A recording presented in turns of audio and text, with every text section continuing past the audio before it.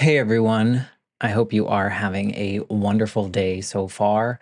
I am just dropping this special little clip into all the episodes. So, no matter what episode you're listening to, this is actually pretty current as of July 2024. I wanted to come on here and just say a big thank you to Earworthy because the Life Shift podcast was just named the best overall podcast of the year in the first Earworthy Independent Podcast Awards.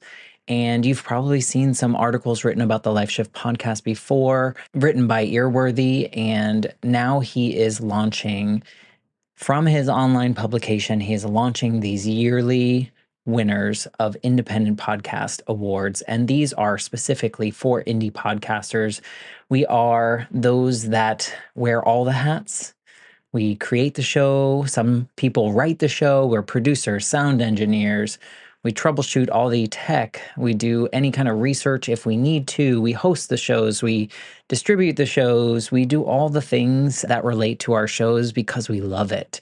And it's so nice to see my name in a list with some other amazing podcasts like Multispective, which won Best Life Lessons Podcast. Salad with a Side of Fries won Best Health Podcast. Bippity Boppity Business won Best Business Advice Podcast. And there are so many more. And so I just want to come on here and say thank you to Earworthy for not only doing these awards every year and just honoring some of us indie podcasters that sometimes feel like we're just shouting into the void, but we're not. We're just doing what brings us joy, and hopefully through that work it brings other people joy. In my case, for the Life Shift, I hope that each episode finds the ears that needed to hear it the most so that they feel a little less alone in their circumstance. But also, Earworthy writes all these amazing publications pretty much weekly, every week, every weekday, I should say, where he writes on Blogger, Medium, Substack, Tumblr, Vocal, Many Stories, and for other places. And he really just highlights the independent podcasters. So thank you, Frank, for everything you do with Earworthy and for recognizing all of us in the first Earworthy Independent Podcast Awards. If you'd like to read more, please head to medium.com/EAR hyphen WORTHY. Thanks again and enjoy this episode. I think it was a starvation thing. I think I was starved of love and affection. And I felt like if I could just get him to admit to propose to me, I would get the dopamine hit of, oh, yes, he does love me. Today's guest is my friend Jenny Dreizen. Hello to Jenny's friends and her sister Olivia. Jenny is the co-founder of Fresh Starts Registry, and she's the co-host of a Fresh Story podcast. And as you'll hear in this episode, Jenny's always been someone that marched to the beat of her own drum. She never quite fit in with a specific group of people and really was pretty independent. But when it came to her heart, she ended up in a relationship that challenged her in ways that she could never have expected. She was committed to her partner, but she soon found out that he couldn't quite reciprocate that love and affection that she needed. Of course, we'll talk about the pressure that society puts on us to follow this particular path and how that can actually impact our relationships. We also talk about the challenges of being in a relationship with someone who just doesn't express love in the same way that we do. And then we talk about how we can navigate that. You'll see that Jenny's journey is not just about love, but it's also about taking control of your own life and making the tough decisions that are necessary for your own happiness. Through her story, we learn about the importance of self-worth and the courage it takes to make a change. But before we get into the episode, I want to thank my Patreon members for supporting this episode. If you want to join our community and get involved in the t-shirt giveaway, check out thelifeshiftpodcast.com/join for more information on all the different tiers that are there. It would mean a ton. This is a powerful episode that I know will resonate with many listeners. So I hope you enjoy this week's episode with my friend Jenny Dreizen. I'm Matt Gilhooly, and this is The Life Shift. Candid conversations about the pivotal moments that have changed lives forever.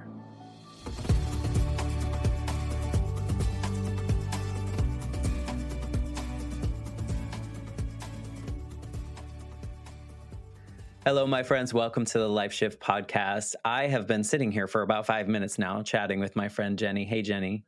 How are you today, Matt? I'm so good. Jenny is a co host of A Fresh Story, which is a podcast that I had the pleasure of recording an episode and making Jenny and her sister Olivia cry. Mm-hmm. Which my every man I've ever dated would tell you is not that hard, but it is significant. It was an honor to have a conversation with you guys and share a little bit about a fresh start that I had. But then somehow we went into a different part of my life, and we talked a lot about my grandmother. And you and your sister have a very similar relationship, or had a very similar relationship with your grandmother that I did. And so we kind of bonded over that moment. Yeah, I wonder if you feel the same way that we feel. Like, we have these podcasts that are super intimate. And so sometimes when we do them with people, we're like, well, I guess we're just best friends now after that, because you have these incredibly intimate, like, like eye to eye conversations for an hour. And, you and I had like tweeted a little bit before that. But then after that, I was like, well, I guess this person's part of my family now. So moving forward. Isn't it crazy? Hmm. And I don't think that maybe regular podcast listeners that aren't like in the podcasting community but listen to podcasts, I think they might feel something a little bit similar in that they know the host, or they understand it, or they talk back like when they're having the conversations. But you're right, when you have deep conversations like you guys do on your show and like I have here. And like you do. Yeah. Yeah, and sometimes it's like, well, I won't talk to you again technically about this episode unless you initiate it, but also like let's talk some more because we're friends now, or we're part of, we're in a circle. So you're right. Yeah, it feels immediate and it feels very exciting, and it feels like this beautiful way of community growth that I've really been enjoying. Yeah, and so on your show, you talk to people about fresh starts, whatever they determine their fresh start is too, which is super cool and refreshing. You've had a lot of great conversations, and so we'll share a little bit about that in the show notes too. I recorded with your sister as well, so we'll get a couple different stories and later. Well, I guess this is coming out when it comes out, so you're listening to it live. Nobody's going to hear this part early, but I appreciate you coming on the show because I think your story is very relatable for a lot of people. But people that are going through a similar situation, which we won't divulge just yet, sometimes I feel like it's super isolating. It feels very, very much like I'm the only one that's going through this. No one else will understand, And so by you sharing your story, I hope someone listening is like, oh, I mean, I hope they're not going through that situation, but I hope if they I are, think a they're lot of people listening. are. I Right. think we can hope all we want, but I think a lot of people are. When I listen to you, you always talk about the checklist lifestyle. And I think that I thought, because my list was in a different font, it was in like a funky font, that I wasn't doing the checklist lifestyle. And I think that there's a lot of us out there that are like, no, I'm totally living alternatively and I'm not following the rules. And then you're like, oh, I was following the rules. They just kind of, were in wingdings. Way to call me out, but I feel like so many of us, and I think it's our generation ish, we're in a similar generation. I think it's the time period. I think it was society. I think it was just like these unwritten expectations of the path that everyone was supposed to take. And I have hope now, though, when I see people, that are of age now, 2022, 2023. I feel like they have a little bit more freedom or the autonomy to make these choices that may be truly off the beaten path and not just in a different font. Exactly. Exactly. Well, to set up the story, maybe you can kind of give us paint a picture of what your life was like leading up to this life shift moment that we're going to talk about today. Okay, so the couple of things that I want to set up our foundation of the story. I have always been a little bit off the beaten path, right? I've never really had a group of people that I was friends with. I had one-off friends. Schools didn't really know what to do with me. I was like always at the top of my class, but I never really found my people. I would show up to school and like we had a dress code, and by my senior year I was wearing like high heels and like very French. Like I just always had to be a little bit different. And one of those things that was different about me was that I was sure that I was never going to get legally married. I was like, this is not something I stand for. I went to college. I was a religious studies major because I was like, how can people like follow religion? What is this? Sort of like very like, I wanted to go to 1964 Manhattan and hang out with Bob Dylan. That's what I wanted. So I went to NYU. And I was sure that I was never going to get legally married. My mom and my stepdad are not legally married. My grandmother, my beloved grandmother, and my grandfather were not legally married. It was just like, why would you do that? Why would you need to do that? So I'm 22, just turned 23, and had just gotten out of a relationship. I'd reconnected with a guy I dated in high school. We were together for a year. It was a terrible relationship. And this guy that I met at a party in college, one night at a party, he was a friend of a friend, asks me out on Facebook. And I said yes. And we went out together. And this was my ex, my major ex. And we had a really nice start. It was very clear what was going on. It was never like vague. I mean, he got down on one knee, like on our third date in a Starbucks, and asked me to be his girlfriend. I mean, we're 23 and 25. Like, we're such nerds. That was how it started. These big expressions of love, very clear that how he felt about me. One of the things that he said to me, I just now, 12 years later, realized was a line from a song. Like, he was like using things on me. I had no idea. But it started off, and it was the first year we didn't have an argument, very much like that. And there were ways that he was young, but I thought, we're young, we're immature. So the relationship progressed. And after that first year, I would say things shifted significantly, and it became he was from a culture that doesn't express love in a way that I express love, in a way that my family expresses love. They didn't say I love you a lot. I got him to say that. The first time he said I love you, he said I love you, and I said I love you too. And then about 5 minutes later, he said, I don't know if I actually do love you though. Well, I mean, there's honesty. And I was like, well, this is good. And you'll see this is like sets us up. I was like, well, do you like being around me? And do you want to talk? I explained to Qualifying him, it. well, yeah, what love was like. He was a 5-year-old. This man was 18 months older than me, and I had been in love before and he hadn't. And I explained that away to myself. The relationship progressed. And suddenly I found myself really wanting to get married. After all these years, I'm never going to get married. I'm never going to get married. It's not important. You should just want to be with that person. Why would you need to get married? And I really needed to get married. And I really needed to move in with him, which makes sense. I mean, I always wanted to live with somebody. And so it felt like everything that we were doing was always an uphill battle, So I would be like, do you want to move in together? First, when we met, we had no money. The two of us had no money. And so then I got a job at a tech company in the city. And then he ended up getting a job at the same place. And so he was like, we can move in together. But the years previous, he'd be like, well, he was living at home with his parents. And he was like, I really should live with my guy friends first. And I'm thinking to myself, you're 26 years old. Like that opportunity, that ship has sailed, And also I'm thinking to myself, you are so particular as a person. You would not want to live with guys. Like, this is a man, like, wake up every morning, have a cup of tea, have eggs. Everything was very particular. And you shower, tea, eggs, news, like Scheduled. Yeah, you're not going to enjoy living with other dudes. And so we get an apartment in Queens together, and then it really starts where I couldn't even understand it until I was out of it. I was like, when are we going to get married? That conversation. And it felt like everybody around me was just having these men get down on one knee with no problems. And I, for some reason, was here trying to convince someone to get down on one knee and trying to make it so easy for him. I went ring shopping with a girlfriend of mine. I mean, and it's so sad, right? Because I am deserving of love. I am deserving of excitement. I am deserving of all of those things. And I could not get this guy to do that.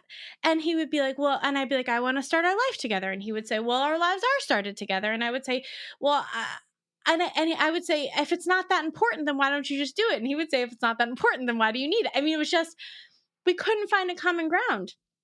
And you know, I always laugh because Olivia, my sister, came to me once and she was like, "Oh, I found this quote from Cheryl Strayed where Cheryl Strayed says that her kink is men that are completely obsessed with her." And she was like, "That's like your kink." And I was like, "Yes, that's my kink." And then I'm thinking to myself how my boyfriend at the time, like, doesn't want to hang out with me. Like, if I said, like, let's just go out to dinner, he'd be like, "Well, what are we going to talk about?"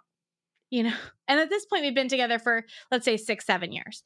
Before you go farther down that, it's, you built this foundation of your story telling me that you kind of didn't fit in. Well, not that you didn't fit in, you didn't I didn't. gravitate towards a Didn't particular fit in. group. Yeah. It sounded like you were very, I have my own thoughts, I rule my own world, I make my own decisions.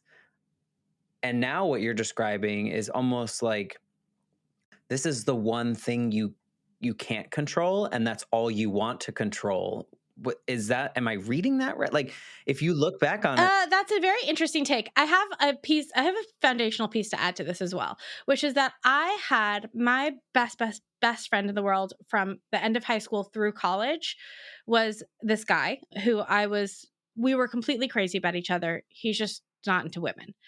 And he loved me in the way that felt very fulfilling, but I associated that kind of love with you don't have sex with that person, right? So this incredibly romantic love that is so kind and loving and aggressive and all those things and not sex, right? So this is the connection that I make. So when I'm sleeping with somebody and they're not that to me, I'm like, well, I guess it it kind of has to balance out. And then to what you're saying about the control, I think it was a starvation thing. I think I was starved of love and affection, and I felt like if I could just get him to admit to propose to me, I would get the dopamine hit of, "Oh, yes, he does love me." right? But also, like you also mention, like you were a good student, you have, you're smart. Part of it is I think we get wrapped up in our situations, and when you put that much time into something, Oh, it is 100%. right. Yeah, and you 100%. you got to fight for that when logically smart, those of us that have the ability to be smart, we know we could probably do it somewhere else. But we've invested all this time, all this energy. It's like going to college for, you're like, I went to college for something that doesn't even exist anymore. And it was like, I don't like this to begin with, but I started it. I'm not going to waste all those classes that I took. May as well finish. Yes. And so there was a lot of that. There was such a, and I wasn't conscious, right? You're not consciously doing that. But when Was anyone else around you telling you that? Or were you painting a picture that everything was I, beautiful? I was painting that picture. I mean, my sister knew what was going on, but he was really integrated into the family. I come from a very traditional, culturally Jewish family, and you don't do things on your own. You do things with everybody. So when I first started dating him, I was living at my parents' house. So he would stay at my parents' house, and he really got to know them, and he was integrated in that. He was outside doing housework with my stepfather. When my sister went into labor, I had a conversation with him and I said, you know, if you're not this kid's uncle now, you're never really going to be Uncle Andre, right? You're always just going to be Andre.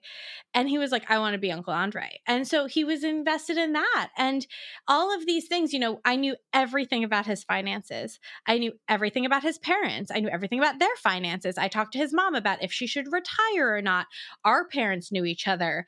I knew his family. I was there at his aunt's funeral. He was there at my grandmother's funeral. I mean, you build this life together, and he was never mean.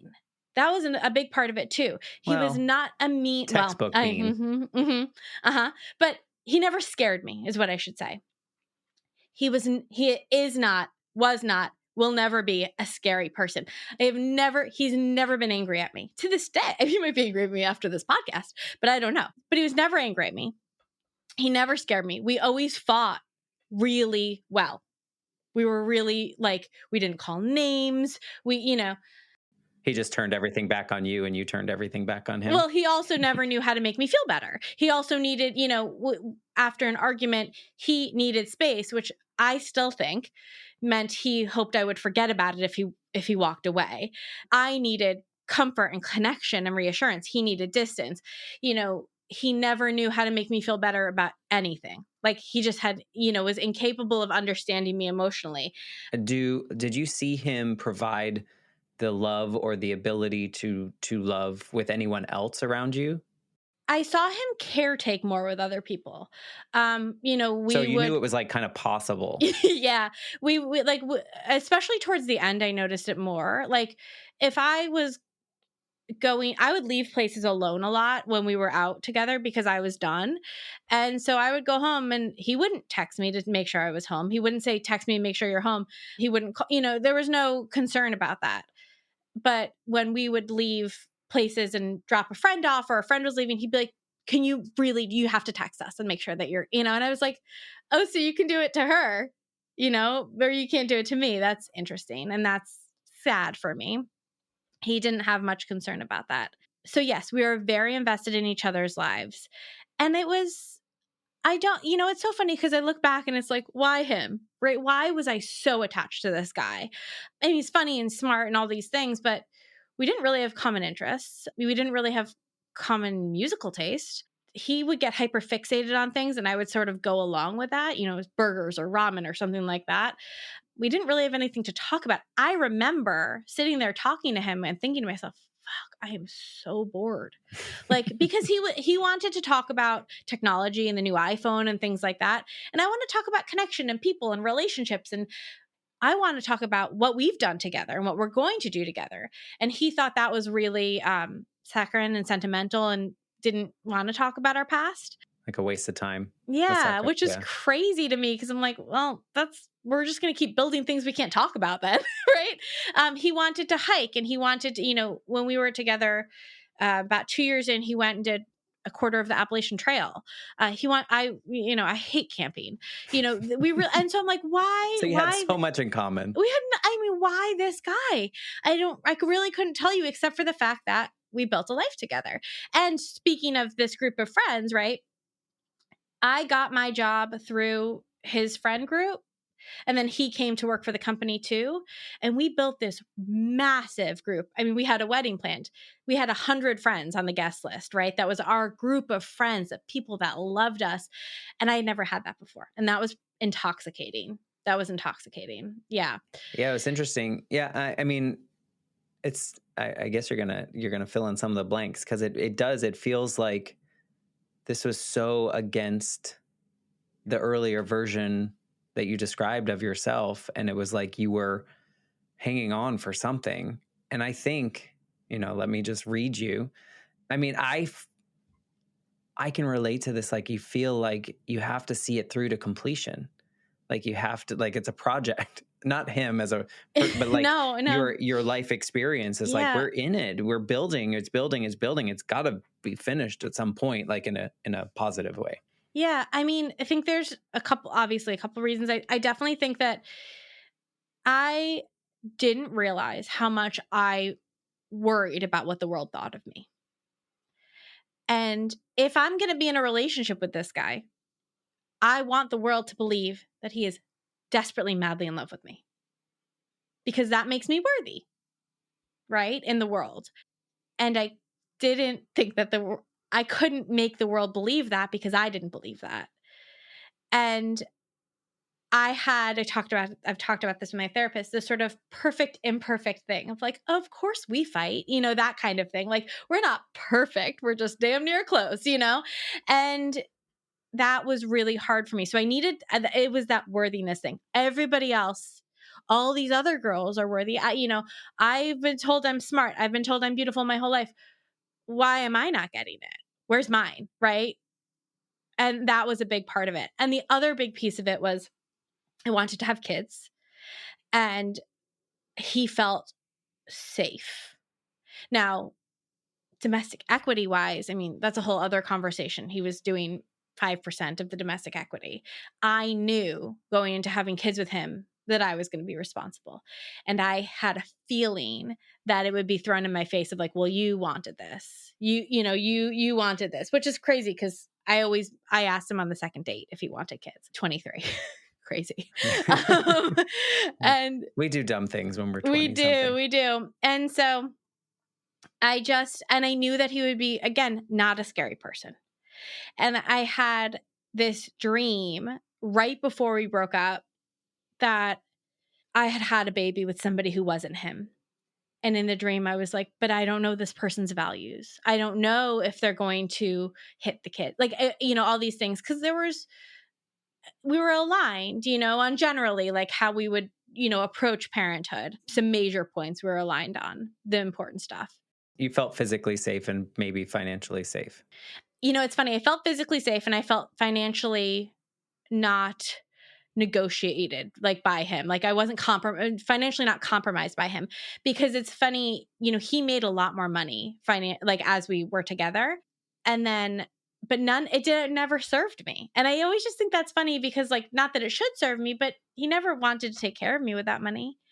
And I knew that if we had kids, I would still have to pull my weight, and because I was already doing so much more domestic labor, when we moved in together, we were making down to the cent the same amount of money. And so we split everything 50-50. And I would tell him how much money to put into our joint bank account. It was like $1,200 each a month or something that covered, rent and groceries and things like that. And eventually I made probably 50 grand less than him because my salary went down and his went up. And I was like, okay, we really need to renegotiate this because it's not fair. And I think it ended up being that he put in $100 a month more, because I was like, if I give up my financial equity, he's going to expect me to do more domestic labor. And honestly, I don't know what I was worried about. I couldn't do more domestic labor. There was nothing else for me to do. I mean, I was already doing everything. So there was a lot. 10-year relationship. I mean, there was a lot going on. I also felt part of the unworthiness was around my weight, around my body, which I was proven right after we broke up, and I'll get to that. But I felt that if I was thinner, he would have proposed. And I'm not, I mean, not that it matters, but I'm like an 8'10", like, and when he met me, I was about the same size, but I felt, and I actually do believe that to be true. And so there was like a lot of worthiness stuff around that. Was that a lifetime thing that you felt that way, or was this No, mostly he brought that on for me. He brought that on. Mm-hmm. Yeah. Was it just like side comments and things he would say? Like if I was wearing all black, he'd be like, "Are you going out for a run?" That kind of thing. I mean, he was the one that got me into running, which I don't think was about that. I think it was more of an activity to do together.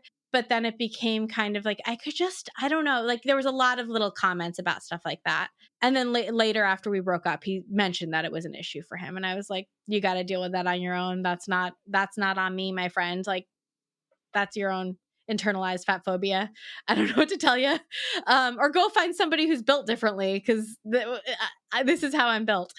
And so I knew that. So we would have these big arguments around moving forward together. And because I felt really unloved. And so I always say, like, the thing that you only fight about one thing as a couple, right? So I felt that every time anything came up, it was really about that. So I was doing so much domestic labor because I wanted him to see, like, aren't I so good? How can you deny this woman? She's going to be the best wife and mother and everything. So then it would come out. That's what would come up. Like if he was like, oh, you put a lot of pepper on this, I'd be like, it would go. And we would have these arguments, but good fighters. We didn't name call. We didn't, whatever. That's that perfectly imperfect piece. Perfectly good imperfect. Fighters. Exactly. So unconcerned about what the world thinks of me, right? So then we go to the islands. My dad used to go to this island every year. We didn't go this year. That's why I say used to, and he comes, and it's Andre's first year coming to the island.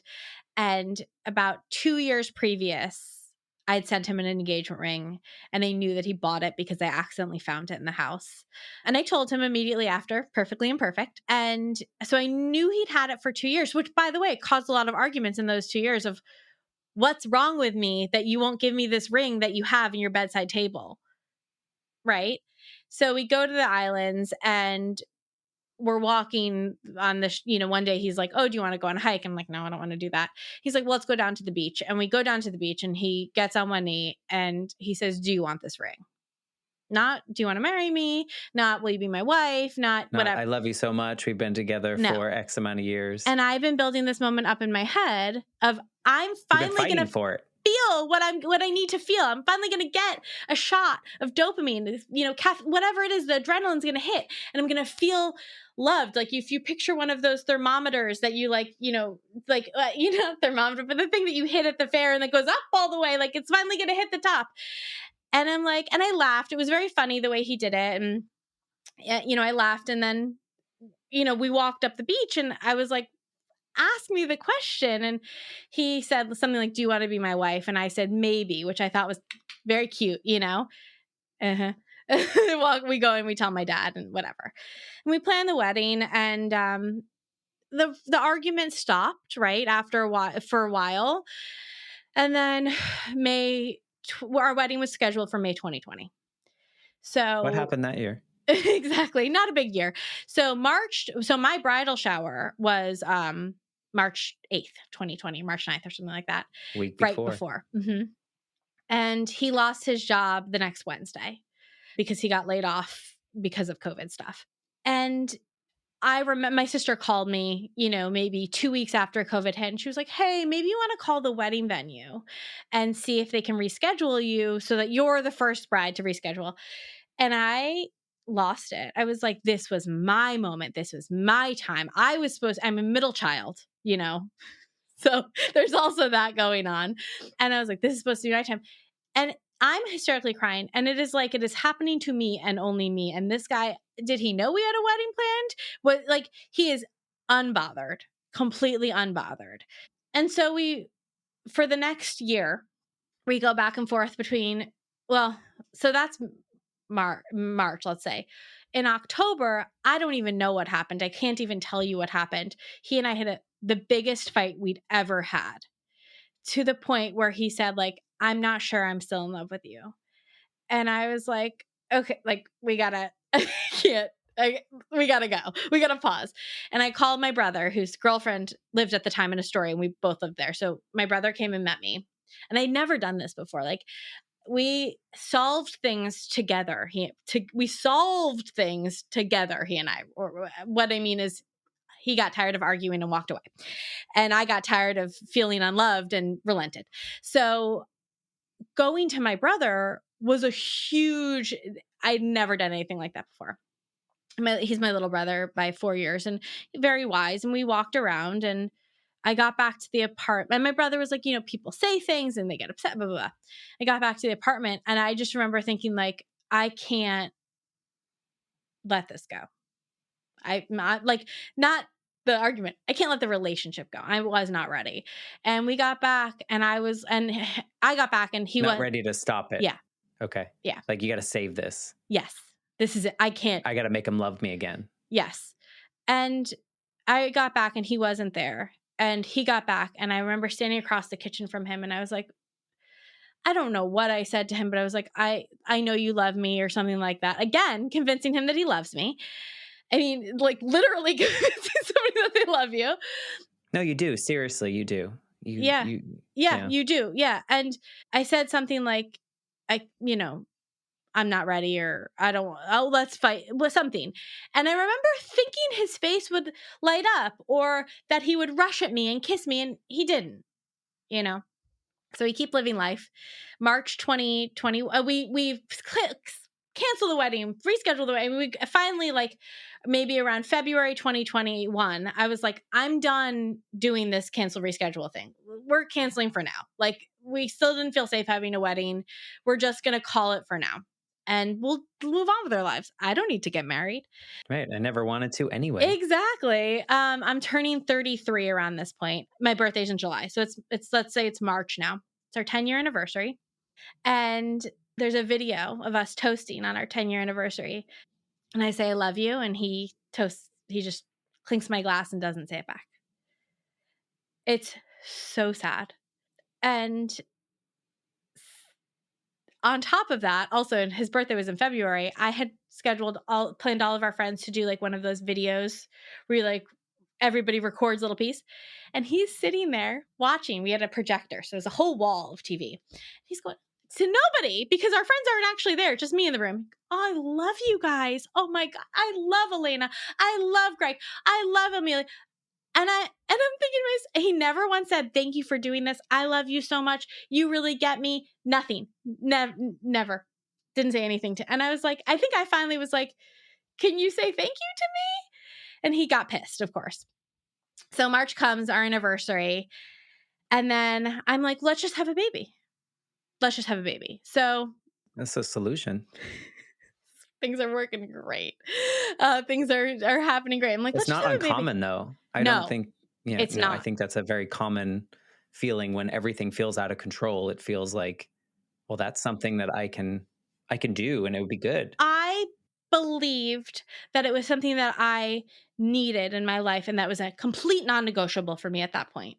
And I would be fucking damned if that man took away my choice to do that. And I felt very angry about that. You will not remove that option from my life. That is something that I want. You've always known that. You've had 10 years, a decade. Right. And you asked him, or you told him you're 30. early. Yeah, he was 37 years old, maybe 36 or something like that. Like, right, this is not a child. This is a grown man that worked in tech, making $150,000 a year. He was capable of having a baby. And we've been a couple for all this time. Our parents were around. Our parents are getting older. His mom's about to retire. I mean, all these things, right? Yes. So we have these conversations. So you suggested it. So he knew, yeah. So I wrote a script with my therapist and I went to him and I said, this is what I want to do. I want to start trying in June. This is maybe May. He said, I think he must have eked out an okay. And I went back to my therapist and I was like, oh my God, it's going to be okay. You know, like I had said to her, like, what happens if he doesn't agree? And she was like, we'll find you a sperm donor. Like, we'll do the next thing. But it was okay. Don't worry. I don't have to blow up my life. It's fine. It's going to be fine. Don't worry about it. And then there were 3 Thursdays in June until we broke up. The first Thursday, we had my whole family over for my brother's birthday, and it was awful. Like, we were awful. Like, it was just awkward with each other. The second Thursday was Wednesday. It's 3 Wednesdays. The second Wednesday was my dad's birthday, and I don't remember what the conversation that day was, but I do remember it was the first and only time I've worried he was going to not show up to a family event when I was expecting him, and just ghost me. And he did. And again, my sister's boyfriend at the time took a picture of us, my little sister's boyfriend, and he sent it to us that weekend because he didn't know. And it was like the saddest photo I've ever seen of myself. Like, he didn't want to touch me. You can tell in the picture, like, my ex did not want to be around me. And so then I'm finally at my life shift moment. So then the third Thursday, I think I went to go get like takeout, and I came back. Maybe we'd eaten, maybe we hadn't. And we were going to watch Loki. We're going to start Loki. And so let me I got to set some other stuff up first. My dad had a cat, and the cat was named Elvis. And my dad got the cat when my little sister was living with him. And she'd since gone to college, moved out. My brother had come back from university and moved in with my dad in a 1-bedroom apartment on the Upper West Side. So my dad, my brother, and Elvis the cat lived together. My brother is very allergic to cats, but has fallen in love with this cat. The cat is not doing well. Thursday morning, June 17th, the cat was going to be put down. Okay. So the plan was on Thursday morning, my dad, my brother, and my brother's girlfriend, Bridget, and the corpse of the cat would come to Queens because Bridget lived in Queens and I lived in Queens, get in my car, my Honda CRV, and we would drive out to my mother's house. Why my ex wasn't going to come, I have no idea. I mean, he was very much part of the family. We would drive out to my mother's house where we would bury the cat on the front lawn of my mother's house. Okay. So that is happening over here to my right as I'm gesticulating for the podcast audience. So we're going to watch Back to Queens, June 16th, 2021. Andre and I are about to watch Loki. And I'm like, I don't know, like we were just off. And I go to the bedroom to take out my contacts. And I take out my contacts. And as I'm taking them out, the tears just follow. And I fall on the bed. And I'm like, something has to change. And I walk out of the bedroom. And Andre's on the couch. And he's like, what is, we hadn't been fighting. He's like, what's wrong? And I said, we have to figure this out. Like, I can't keep doing this. And he goes, no, let's just watch Loki. It's going to be fine. And I said, no, we need to figure this out. And we're facing each other on the couch. And I don't remember exactly what the lead in was, but pretty quickly he said, I've been thinking about this a little bit. And the thing is, I don't think I'm in love with you anymore. And I don't think that we should have a baby together. And I said, okay, thank you for your honesty, because suddenly I didn't feel crazy anymore. I felt crazy for so long where, when we went to bed at night, I always said, good night, baby, I love you. And he couldn't even verbalize it. He would be like, hush, hush, you. Like, I mean, it was like, it really, it was ridiculous to me. And I come from an I love you house, and he didn't. And I, made excuses for that. But 10 years in, he couldn't even say I love you to me before he went to bed at night. And I said, okay, thank you for telling me that. And I took off my engagement ring, which is a beautiful, completely worthless ring, black diamonds. I had to be different. And now it's worth nothing. What am I going to do with it? And I can't listen, I love it, but I'm not going to put it on my ring finger. And I took off my ring, and when I tell you, Matt, I saw the clouds parting on my life. I saw the sun streaming down onto a country road, which, I don't know, maybe it was a road in Scotland, and I didn't know what was coming up for me next. I was so sad and I was so scared. But in that moment, I knew that I had dodged a fucking bullet. And I knew that my life was going to be so good. And he said, we talked that whole night. And he said something like, it's going to be fine. And I said, no, it's going to be great because we're leaving fine behind. Like, this is fine. But we have to go make it better, because otherwise we could just stay here and keep paying a And just very keep doing reasonable this. rent. Yeah, exactly. So we spent that evening packing as much stuff as we could in my car, or packing up as much stuff as we could. And then we loaded my car the next morning. And it's funny. So he was never a cuddler. And I'm a fucking like Leo. Like, I want to like snuggle and cuddle, and like I'm like a cat. Like, I just want, well, like an affectionate cat. I want to be sort of like somebody's, I want to be held, and never a cuddler. And that night we went to go lie down and he's holding me. For the first time in our relationship, I'm getting what I need. And he's holding me, and I'm crying, and we're crying together. And I said, I don't know if I'll be able to sleep. And he said, you'll be fine. Rolled over, turned away, fell right asleep. And I was like, okay, and we're back. And so we woke up the next morning, we packed up my car, and my dad and my brother and my brother's girlfriend and the dead cat all got in the car too. And, I was lucky that I knew that if I didn't approach it that day, in that moment, with the out, I knew that my dad could drive my car. So if I was crying, I would be okay. I knew that this confluence of events, that I was like, no, we're not going to do it again. I can't sweep it under the rug again.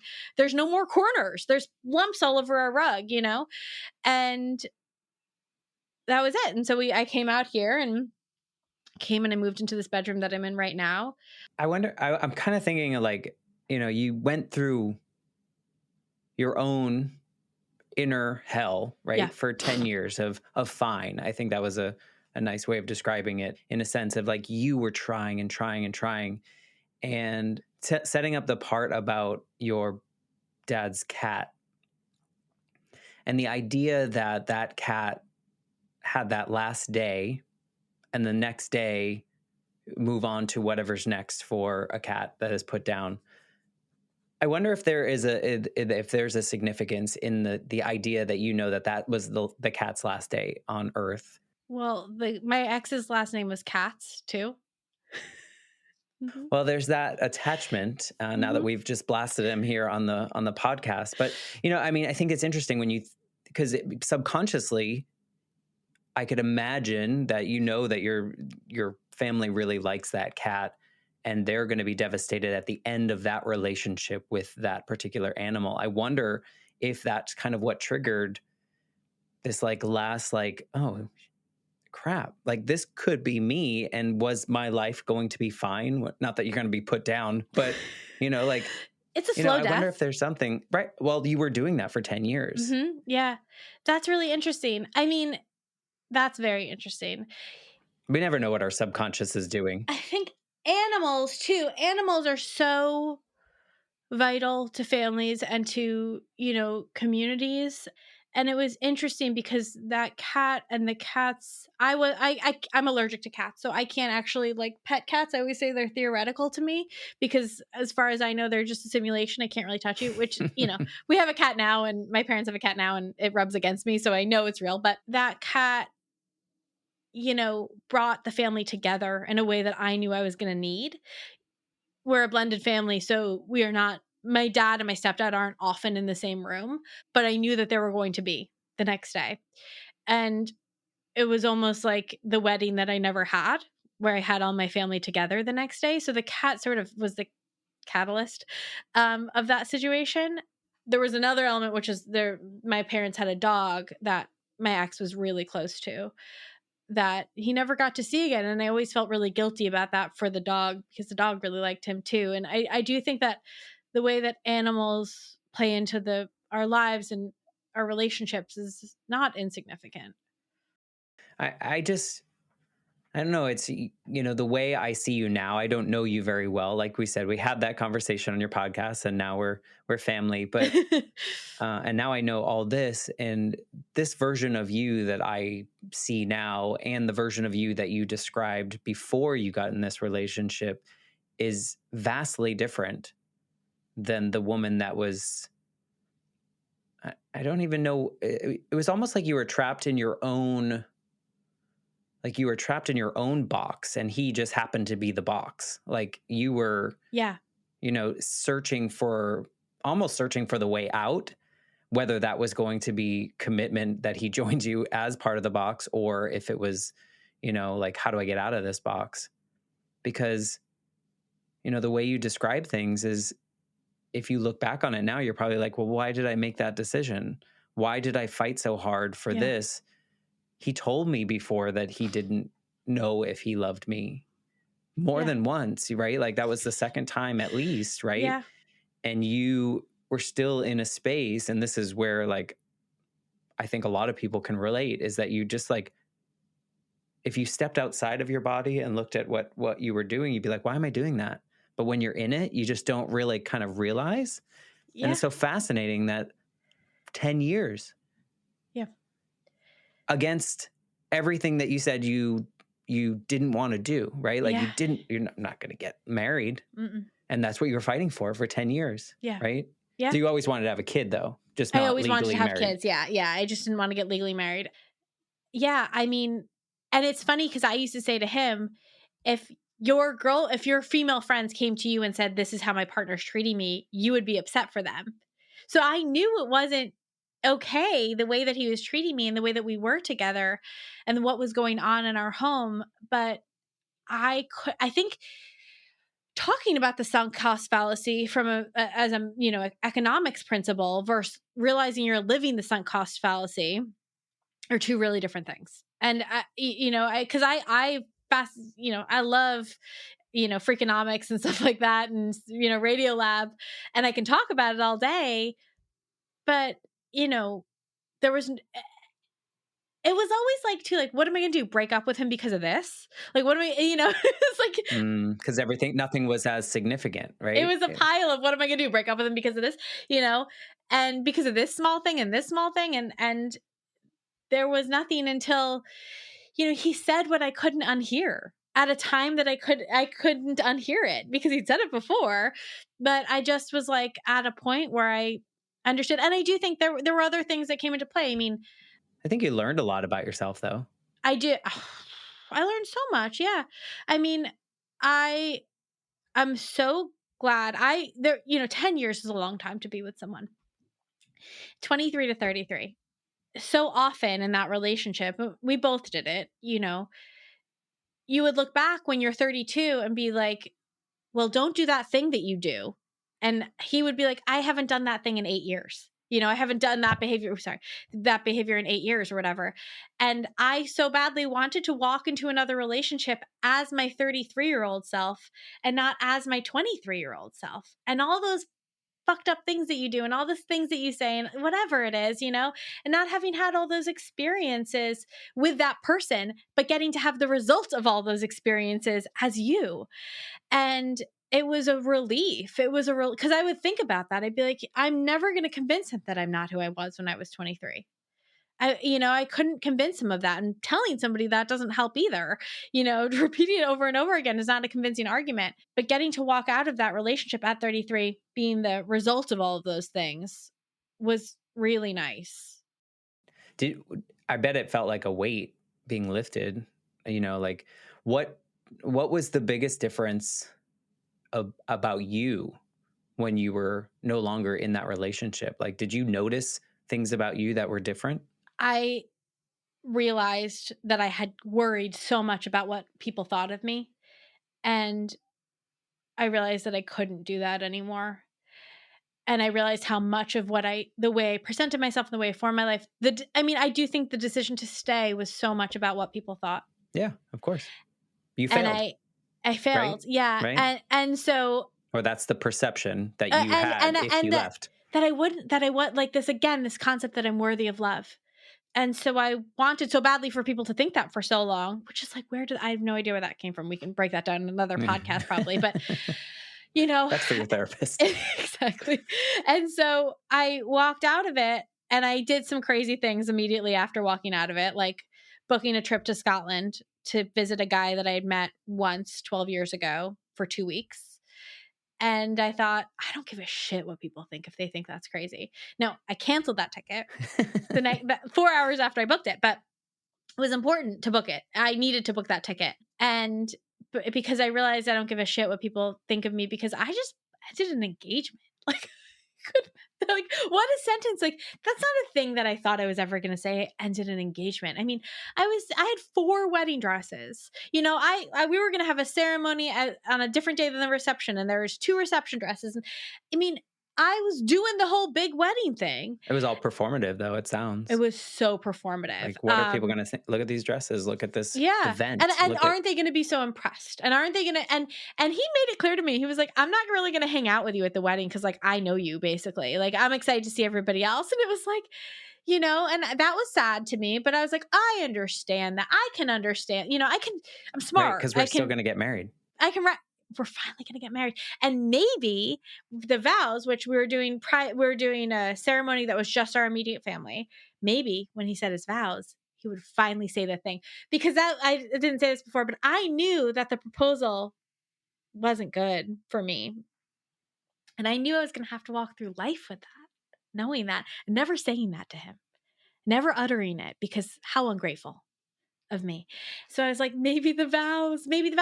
I knew that he wasn't going to like my dress. And I knew that I was going to know that our whole wedding day, that he didn't like my dress. I knew that I wasn't going to walk down the aisle and he wasn't going to go, oh my God, you're the most beautiful thing I've ever seen in my whole life. And I was going to have to live with that. And I knew that probably the vows that he was going to say weren't going to hit the spot.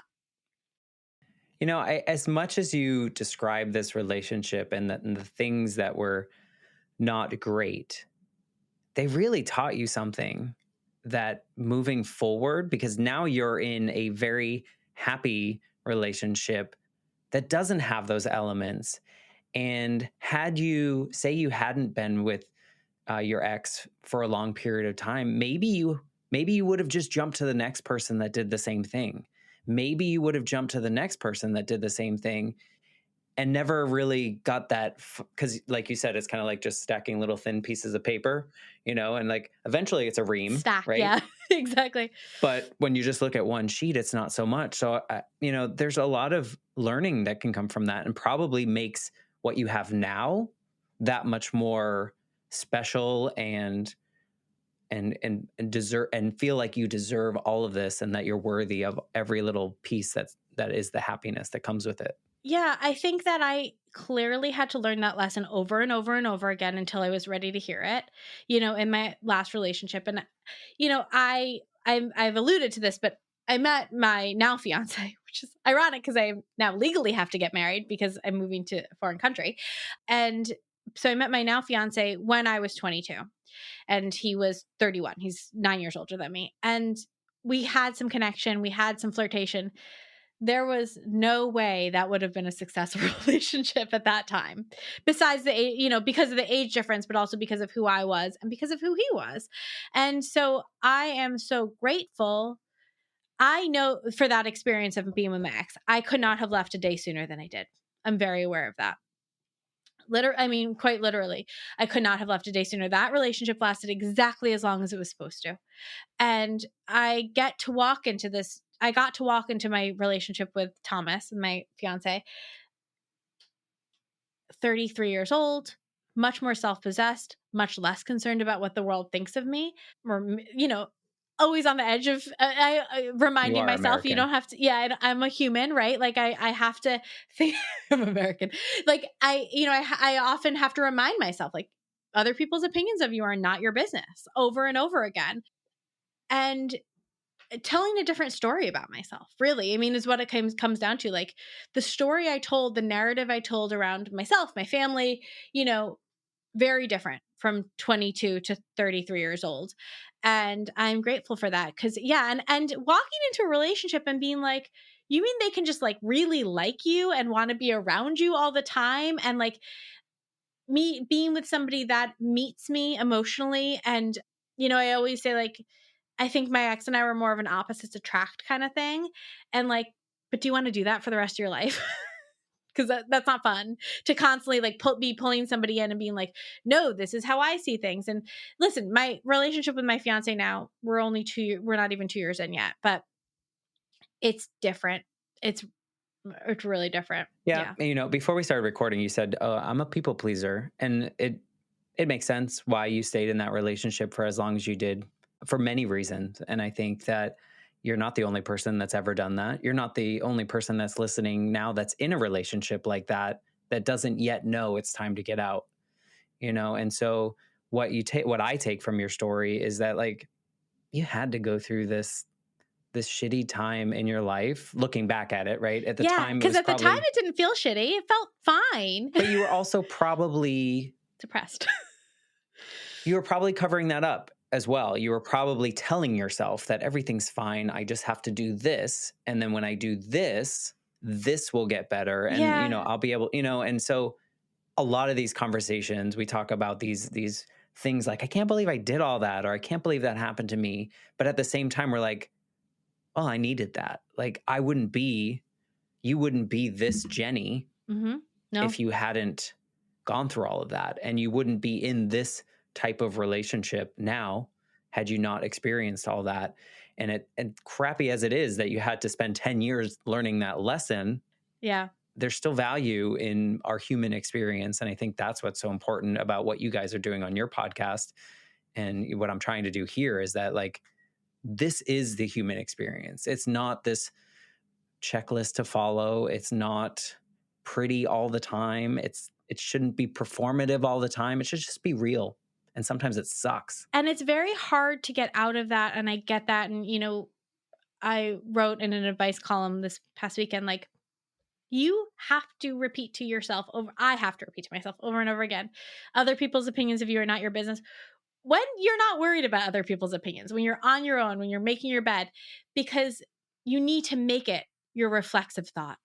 And eventually it'll really get into your brain, because there is such a danger in doing, oh, this is the thing we're supposed to do next, and then we're supposed to do this. I've been watching couples therapy on Showtime, and so many of the couples are like, well, we had kids because that's what you do after you get married.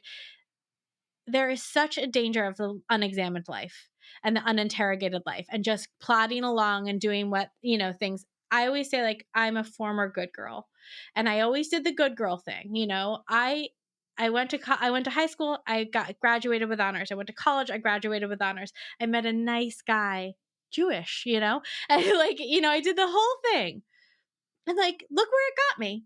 I mean, yes, but it got me where I needed to be. But you know where it didn't get me? Where I wanted to. Like, Where you thought you yeah, wanted to I be. mean, like it's complicated because it got me exactly where I need to be, right? But like, imagine if I had. I mean, I obviously my life turned out exactly the way it's supposed to, but I hope somebody else sees it and says, you know what? Fuck what I'm supposed to be doing. I'm going to go do what I want to be doing, and I'm going to go pursue my joy. And that's what I always say. Like the two things that I always say on our podcast are it doesn't have to be bad for it not to be good because you deserve so much better than fine. Don't let it be fine. So many people I talk to are like, it's fine, it's okay. We've been together a long time, or he's this, or he's.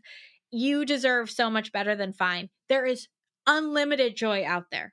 There's not a limit on how much joy people get, and there's not a limit on how much we can share it all. It's unlimited, and to be in the pursuit of joy and to feel joy every single day in your life, like that is what you deserve, and you deserve to be with somebody that really wants to see that joy for you too. If that's what you want, if you want to be with somebody or many somebodies, whatever you want, you deserve to be with people, community, loved by people that want to bring out the joy in you. And just so you know, Jenny, you are always worthy of love. And Thank you. and I know I'm sorry that you had to fight so hard to learn that, but I'm glad that you found that now.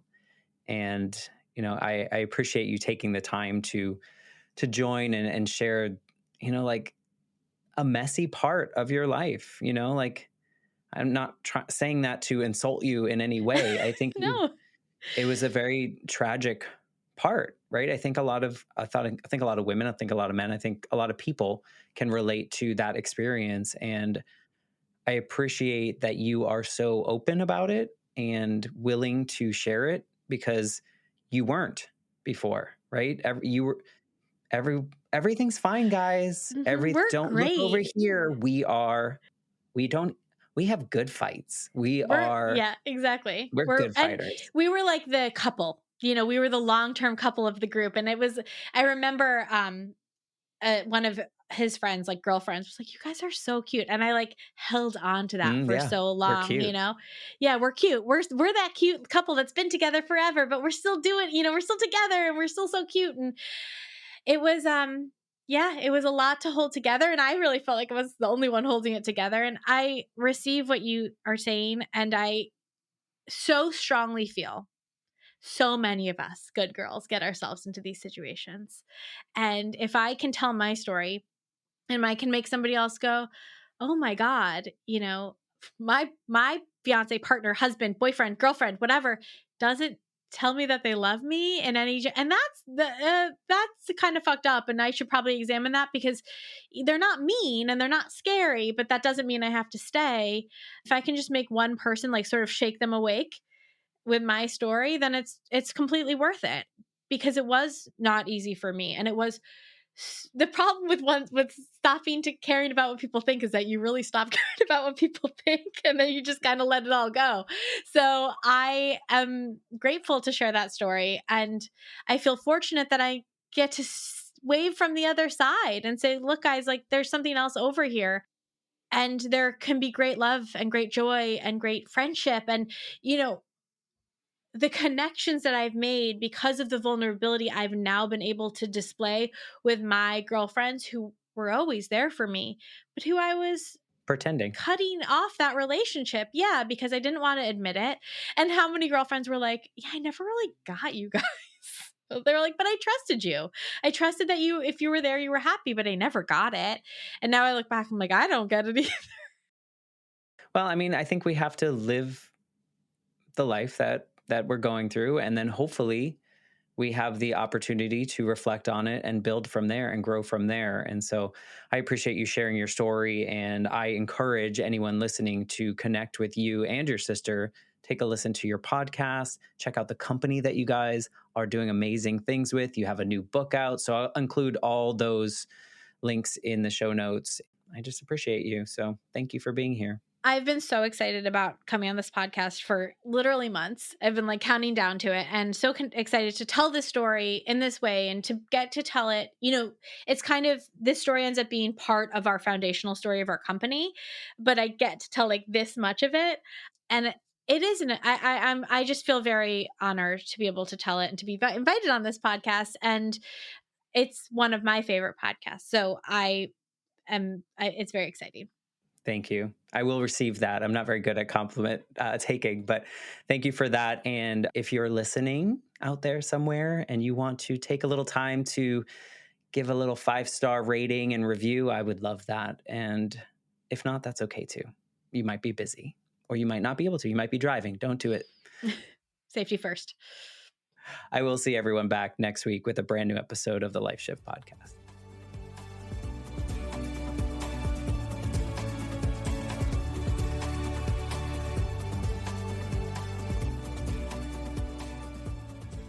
For more information, please visit www.thelifeshiftpodcast.com.